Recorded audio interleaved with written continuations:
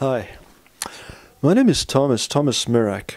I make harpsichords here in the south of France in a village called Saint-Michel Observatoire. And we're going to have a look at some of the methods and procedures that I use to make these instruments. The harpsichord is used for Renaissance and Baroque music, contemporary music also. And one of the things that we'll find is that it's possible these days to actually make musical instruments on your own using very little equipment, some very nice wood, and a lot of patience. Alors là, c'est le grand rabot qui dégrossit les planches. C'est un son un peu aigu car la planche est fine. Si je prends le rabot plus fin,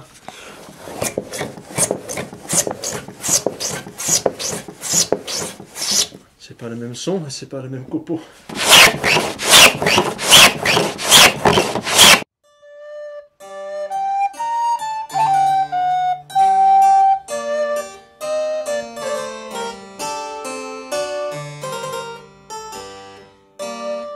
Je suis Isabelle, je suis la femme de Thomas qui est facteur de clavecin. Moi, mon métier à l'origine, c'est luthier. C'est-à-dire que je travaille dans la musique comme lui, je partage beaucoup d'outils avec lui, mais on n'a pas le même champ d'action. Moi, je fabriquais les luths, les viols de gambe, les guitares anciennes, des instruments à cordes frottées, à cordes pincées, donc cordes pincées, voilà, on a un point commun avec le clavecin, mais des instruments beaucoup plus petits, plus transportables, puis pas de clavier surtout. Oui, je fais autre chose que la musique, je suis accompagnatrice en montagne et c'est bien aussi. Mais sinon, non, quand je suis ici, je répare des violons parce qu'on en a souvent qui viennent. Hein. On est dans un village un peu loin de tout et on a le rôle du médecin de campagne ici. Hein. Donc les guitares cassées, les violons qui ont le vague à l'âme, tout ça, ça arrive à l'atelier. Les contrebasses. Et puis aussi, quand il n'y a pas de violon à réparer, je travaille avec Thomas. Si vous voulez, comme accompagnatrice en montagne, j'ai quand même pas mal de travail. J'ai plus vraiment la disponibilité d'esprit suffisante pour prendre en charge des commandes comme j'avais avant et mener à bien la fabrication d'un instrument sans prendre trop de retard, voilà. Ça demande beaucoup de concentration ce métier. Donc quand j'ai un peu un laps de temps, quelques jours, je demande à Thomas où il en est et je lui dis ben voilà, donne-moi quelque chose à faire et je travaille à ses clavecins. Il y a quelque chose qu'il aime bien me confier, parce que moi j'adore le faire et qu'apparemment lui ça l'ennuie un peu, c'est les claviers. Je suis un peu la Madame Clavier de l'atelier. Voilà, un petit clavecin italien, de style italien, assez semblable à celui que je vais fabriquer de nouveau. Il y aura une deuxième instrument qui ressemblera beaucoup à celui-là. Donc les différences et les matériaux sont différents. Ici, la table d'harmonie est en cèdre rouge et là, le nouveau, il sera en cyprès italien. Mais ça va sans doute donner une sonorité différente. Mais la fonction de table d'harmonie reste pareille. Si je pose dessus, vous voyez, il bouge. Et ça veut dire, ça c'est parce qu'il est très fin, hein, 3 mm à 2. Et au-dessous c'est vide, c'est la lutherie, c'est comme une guitare, c'est creux, il n'y a rien dedans. Donc, son fonction du table, c'est d'amplifier le son des cordes parce que toute la surface vibre en contact avec l'air. Je sais comment il sonne, hein, et on ne sait pas comment le nouvel instrument va sonner. Est-ce qu'il va être comme ça?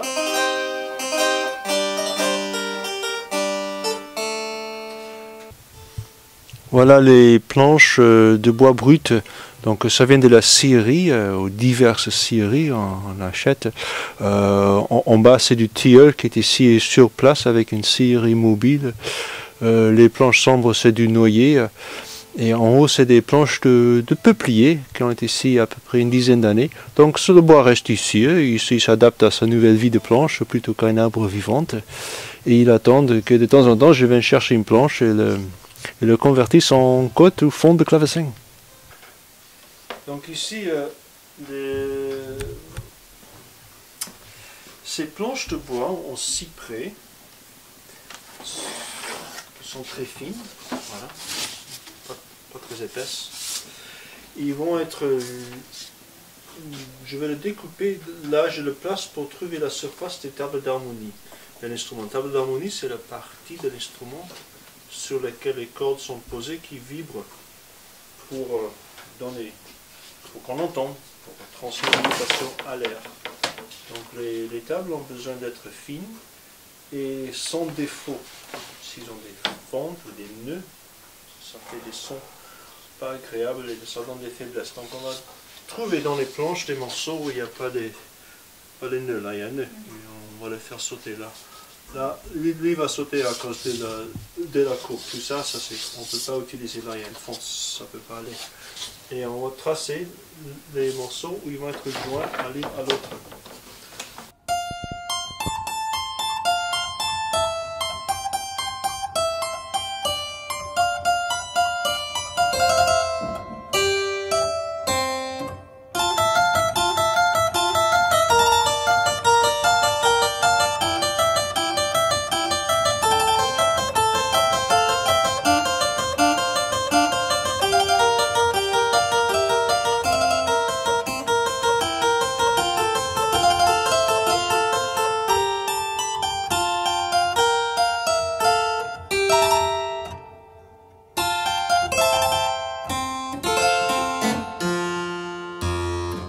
Ça c'est la colasse, faite avec de l'os de vache.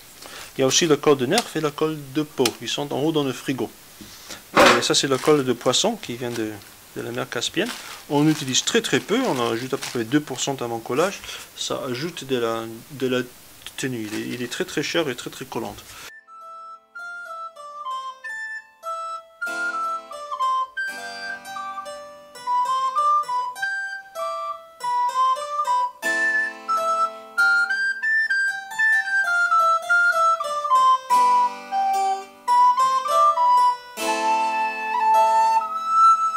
Et ça permet de mesurer le bois au dixième de millimètre. Et effectivement, quand on prépare la table d'harmonie, on calcule au dixième de millimètre l'épaisseur qu'on veut obtenir.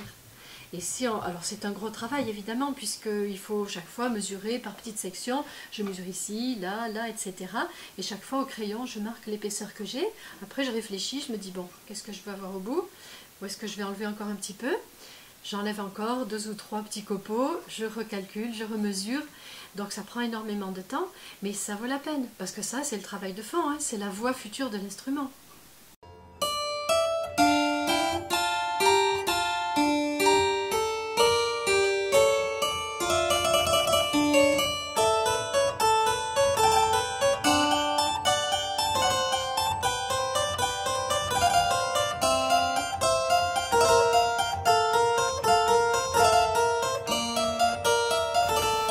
Ce qui est important dans la facture historique, je pense, c'est mon opinion et c'est comme ça que j'ai appris, c'est comme les anciennes, ils suivent une ordre de construction, car il y a certaines données qui donnent les autres. Il y a un point de départ. Et cette point de départ n'est pas réellement la caisse de l'instrument, quoique je le fais en première, parce qu'il faut bien commencer quelque part, mais je le fais en première, sachant que mon point de départ sera ceci. Outre les questions de longueur de corde, ce qu'on appelle le diapason, ce sont des guides, parce que les guides déterminent l'espacement des cordes et l'espacement du clavier, l'espacement de la mécanique. Donc si on fait les guides d'abord, on a l'espacement de ces touches et la disposition des cordes. Une fois que les guides sont dans l'instrument, je peux poser la table d'harmonie et savoir où mes cordes y vont. Mais maintenant, on va mesurer l'emplacement du clavier. Donc on a trouvé le centre de chaque touche, mesurer un truc autour, le centre va se poser là. Maintenant, il faut rejoindre le haut et le bas. Et avant d'abord mettre... Voilà, comme ça on peut tracer. Soit d'un côté, parce qu'ici, s'il va pas assez loin, on peut tracer ici, hop, le centre, les deux côtés de mon touche, jusqu'à ce point-là, et d'ici, on va joindre les deux parties du clavier. il se trouve que dans les calculs, le note, la corde du Do est placée sur l'intersection des deux touches. Donc si mon clavier est en place, je trouve l'emplacement de la corde de Do qui est ici. Si je bouge un peu le clavier, bon, il est fixé pour les besoins du marquage, on voit que ça c'est le mouvement que ça va donner. Un rapide aperçu des essences de bois utilisées dans l'instrument. Ceci est un clavecin italien. Les Italiens ont eu pour habitude d'utiliser du cyprès. Le cyprès qui aujourd'hui est assez rare. Donc la caisse, le portoir de l'instrument est fait en cyprès. C'est une boîte qui a l'avantage de peut être mince, qui sonne, et il est rigide, donc une résineux qui approche un peu la dureté des bois feuillus. Donc c'est une très intéressant compromis, malheureusement il est rare. Ça donne un timbre particulier aux instruments. D'habitude, il était fait pratiquement entièrement en cyprès, mais puisque cette bois aujourd'hui est tellement rare, le fond est fait en pin. Il y a un renfort à l'intérieur qui est en pin, et les renforts à l'intérieur c'est en pin ou en sapin ou en cyprès selon la disponibilité des morceaux de bois. Ça c'est en cyprès aussi. Le pourtour, tout ce qui est posé de table d'harmonie en cyprès également, pour la qualité de son est en cyprès aussi. Le sommier est fait en chêne, une bois de récupération extrêmement vieux avec des lignes de croissance extrêmement serrées qui était plaquée de nouveau en cyprès pour faire cet aspect-là. Le clavier lui-même, il est en hêtre. Le fond du clavier est un cadre en pin et en chêne. Il sera plaqué de buis, coupé en tranches de ces morceaux-là, du buis. Ça sera découpé et les fentes seront en olivier. Là, il y a un petit peu d'ébène, une certaine ébène collée comme ça. Ce sont un assemblage pour faire la petite pourtoir ici, décoratif, et aussi que ça les rigidifie pas mal, parce que c'est une partie assez fragile qu'on touche et sur laquelle on porte l'instrument. Les guides sont faits en érable, car c'est une bois rigide, résistante, et qui se découpe très proprement, parce qu'il faut que les découpages se font très joliment, pour que les sauterelles, qui sont en poirier et en cou, puissent glisser sans encombre dans leur emplacement.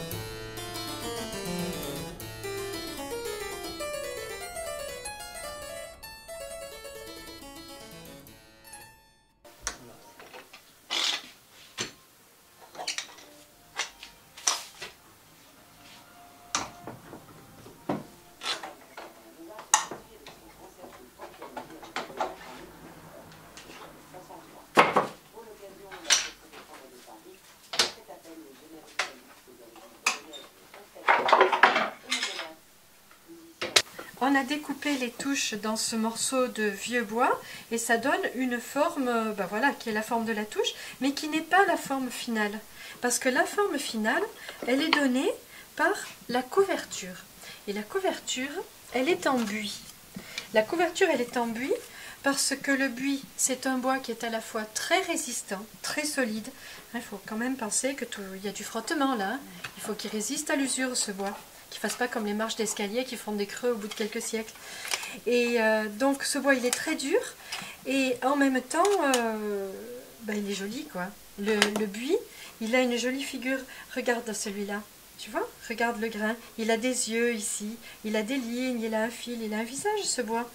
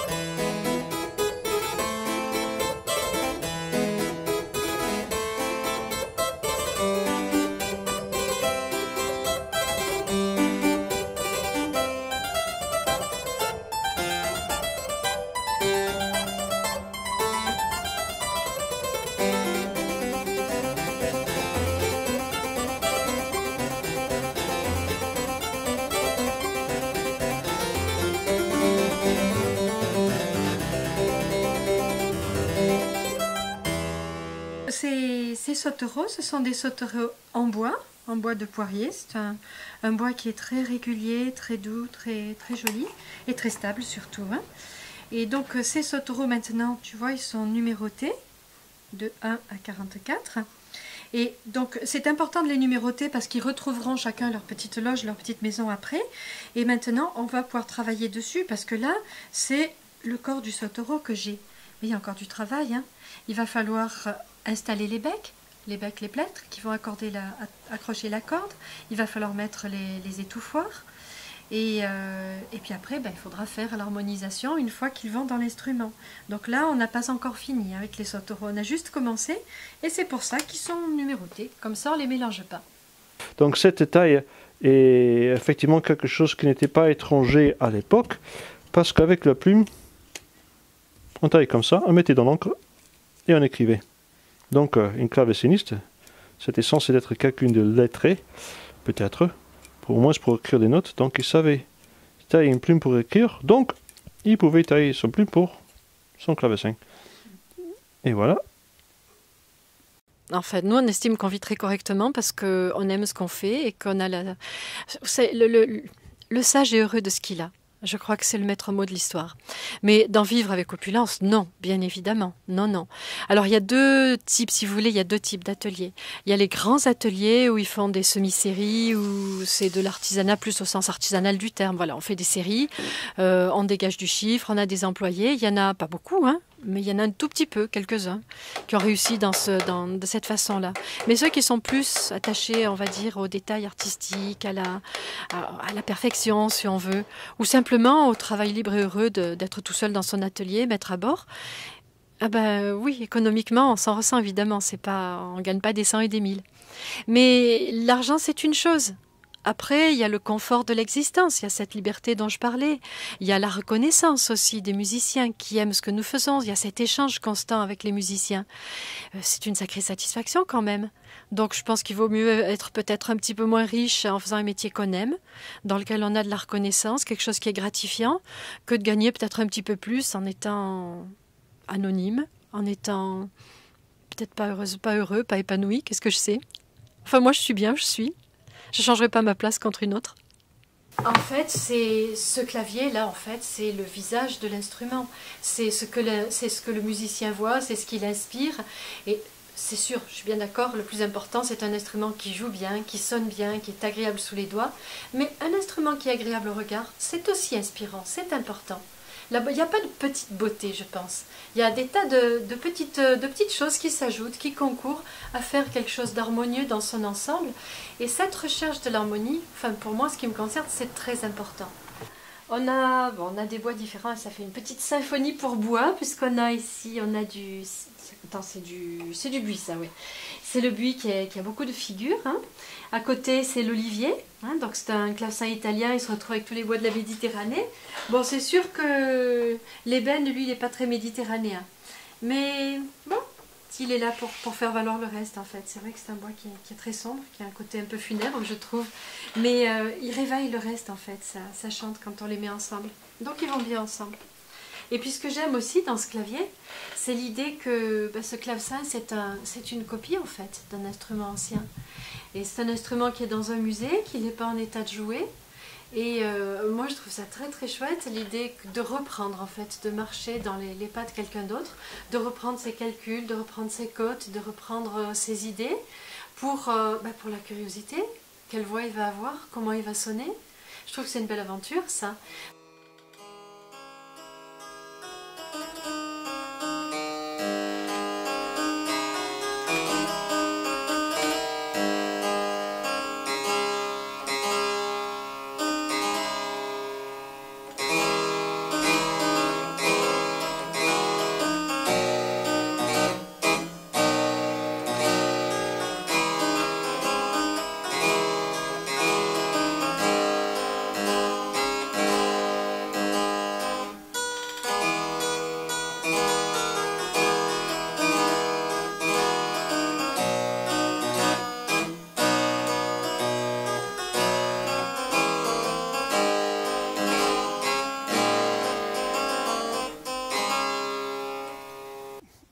En grand, d'abord j'aime la musique. Hein. Je me rappelle, j'étais petit et la première fois qu'on a allumé la radio, parce que pour une raison que je me rappelle pas, on n'avait pas une radio quand j'étais tout petit. Une fois qu'on a allumé la radio, j'ai dit ah bah tiens, waouh, il y a la musique dessus. C'est quoi ça? C'était vraiment magique. Et j'ai décidé que j'aimais ça et je voulais être musicien. Et une des façons de continuer ça durablement, c'est d'apporter son pierre à l'édifice musical, dite grande. Et puisque j'étais bon bricoleur et bien avec mes mains, et j'ai décidé de fabriquer des instruments de musique. Et j'avais toujours bidouillé tous les instruments qui m'ont tombé dans les mains. Je me rappelle, j'avais 10 ans, j'ai acheté une petite guitare électrique et je crois que j'ai tout de suite décidé de changer les cordes, même à 10 ans, en disant ah, ça va sonner mieux. Et finalement, quand j'avais peut-être 25 ans, je dis peut-être je peux allier ces deux choses. Mon côté bricolage, je travaille sur des chantiers, etc., que je fais pour gagner ma vie, et le côté musicien sans grande éducation conservatoire, et allier ça pour pour faire quelque chose de pratique dans le monde musical. Donc j'ai décidé de fabriquer des instruments et je cherche une formation. Et voilà, 25 ans plus tard, je suis toujours là en train de fabriquer des instruments. Je l'ai commencé donc en printemps dernier, hein, et il y avait quelques ébauches faites en prévision avant, mais on a réellement travaillé dessus en plein temps depuis à peu près juillet-août. On a commencé à vraiment s'y mettre, c'est décembre maintenant. C'est une copie d'un instrument vénitien fait à Venise au milieu du XVIe siècle par un monsieur qui s'appelle Antonio Patavinos, qui veut dire qu'il venait de Padova. Mais c'était la plume de l'époque, on appelait les gens par leur lieu d'origine ou le nom de leur père.